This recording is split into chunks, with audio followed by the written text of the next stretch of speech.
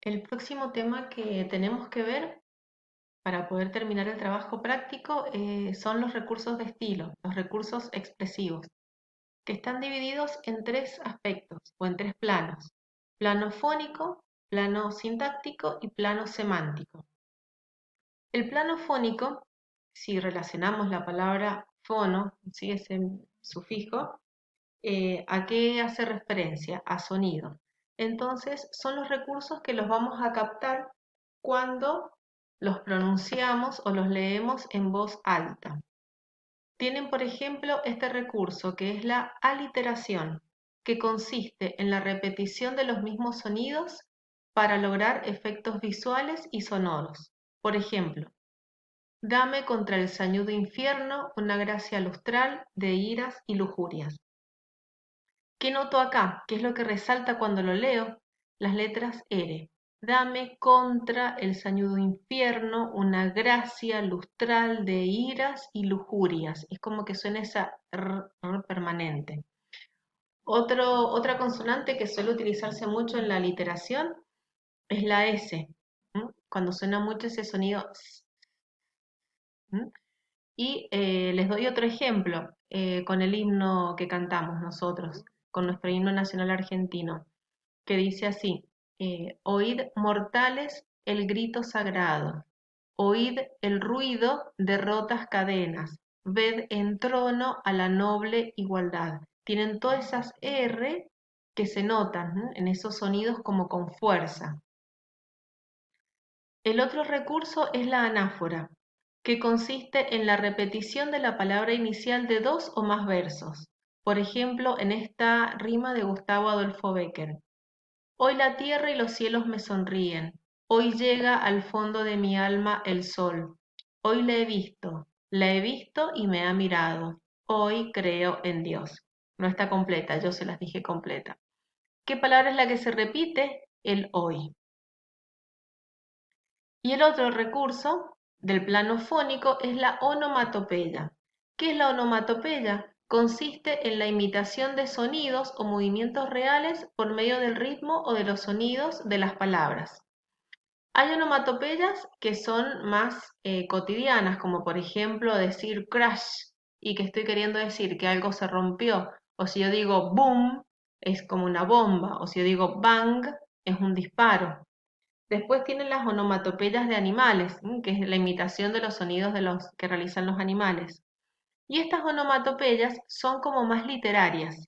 Fíjense en esta estrofa de Leopoldo Lugones: susurro que en su desliz hojea el libro de paja, como enseñando en voz baja su silbido la perdiz. Tienen esas tres onomatopeyas: susurro, desliz, silbido. También puede estar murmullo. Son muy poquitas las onomatopeyas literarias, pero estarían casi completas acá en esta estrofa. En ese susurro es como si yo escuchara al oído ese o silbido también, suena muy claro como onomatopeya. Después, en el plano sintáctico, fíjense esta palabra, sintaxis. ¿Qué significa esta palabra?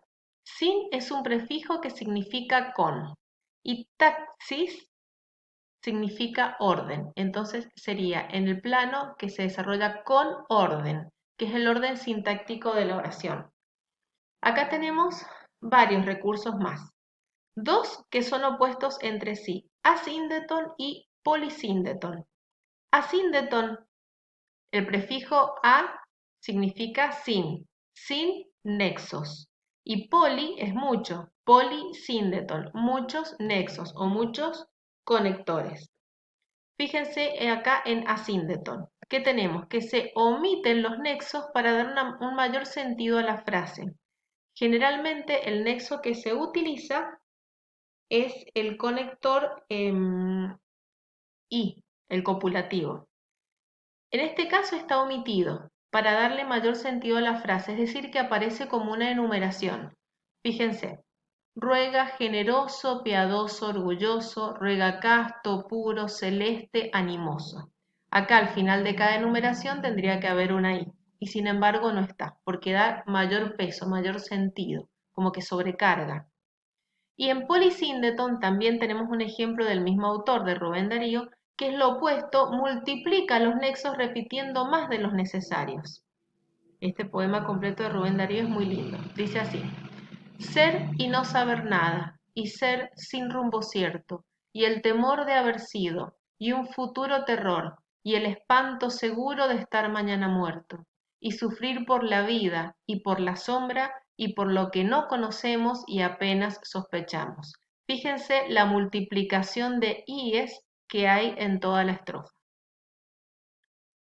Otro recurso es el hipérbaton. ¿Qué es el hipérbaton? ¿En qué consiste? En la alteración del orden lógico de la oración. Fíjense, si yo digo ordenadamente una oración en el español, primero que voy a tener el sujeto, el verbo y el predicado.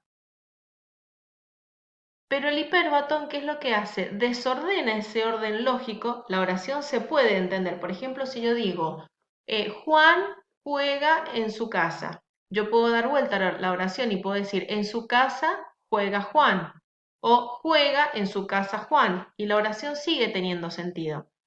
Desde el punto de vista de la poesía, esa alteración del orden lógico es para destacar algún elemento o para causar cierta musicalidad. Por ejemplo, en este verso que está acá de Borges. Suave como un sausal está la noche. ¿Qué elemento se destaca acá? La suavidad del sausal. Si yo digo la oración ordenada, voy a decirlo así: la noche está suave como un sausal y el elemento que se destaca es la noche, cuando lo que el poeta quiere a lo mejor es que se destaque la suavidad de esa noche, por eso coloca el suave al comienzo. Vamos a otro recurso, el paralelismo. Es la repetición de la misma estructura sintáctica, tiene que ser exacta. Por una mirada un mundo, por una sonrisa un cielo, por un beso yo no sé qué te diera por un beso. Es la rima completa de Becker. Fíjense, se repite el por, una, mirada, sonrisa, un, mundo y cielo. Sintácticamente tenemos las mismas palabras, no hay cambios, no hay una palabra de más. Ese es el paralelismo, se tiene que dar en versos consecutivos. El encabalgamiento se produce cuando, al terminar el verso y el significado y la sintaxis se continúan en el verso siguiente. Por ejemplo, y sufrir por la vida y por la sombra y por lo que no conocemos y apenas sospechamos. ¿Qué ocurre acá? La pausa yo no la puedo hacer en este por. Yo necesito continuar la idea de este verso en el siguiente y no puedo hacer pausa al leer. Las pausas las establezco en este caso en las guías. Y sufrir por la vida y por la sombra y por lo que no conocemos y apenas sospechamos. Es un verso encabalgado junto con el siguiente. Pasamos al plano semántico, que es el plano del significado. Sema es significado. Tenemos como recursos la imagen. Es facilísimo reconocer la imagen porque se capta a través de los sentidos. Y las imágenes pueden ser visuales, gustativas, táctiles, olfativas y auditivas. Por ejemplo, vuela sobre la piedra áspera una paloma. ¿Qué tenemos acá? La imagen visual, el hecho de que la paloma pase volando sobre la piedra, me la imagino, la veo. Y la imagen táctil es la piedra áspera. Es un verso de Alfonsina Storni. Después tenemos la antítesis. La antítesis es una oposición, es el empleo de palabras de significado opuesto. Por ejemplo, arriba, bosque sombrío y abajo, arenas de oro. Claramente tenemos acá dos términos opuestos, arriba y abajo.